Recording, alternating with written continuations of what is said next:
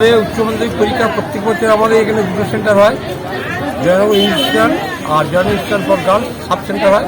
কিন্তু এবছর যেহেতু জয়নগর ইনস্টিটিউশন একটাই সেন্টার হয়েছে, সেই হিসেবে প্রতি ছাত্রছাত্রী 5-7 পরীক্ষা দিচ্ছে।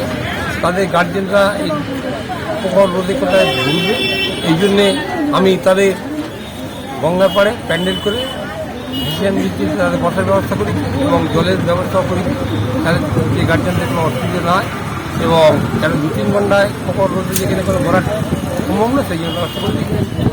এছাড়া এবারেতে আপনাদের পৌরসভার কর্মীদেরকে কিভাবে কাজে লাগানো হয়েছে? পৌরসভার কর্মীদের যেহেতু রাস্তাঘাট প্রত্যেক বছর জাম হয়ে যায়, এই জন্য এবার আমরা 14টা ছেলেকে নামিয়েছি। তারা মাধ্যমিক পরীক্ষা থেকে আরম্ভ করে উচ্চ মাধ্যমিক পরীক্ষা পর্যন্ত তারা রাস্তায় যাতে কোনো গাড়ি জাম না হয় সে ব্যবস্থা করবে। তাছাড়া পুলিশ প্রশাসন তো রয়েছে, পুলিশ প্রশাসনের সঙ্গে আলোচনা করে আমরা করি যে পুলিশ প্রশাসন রয়েছে, এরা আমাদের ছেলেরা সর্বোচ্চ সাহায্য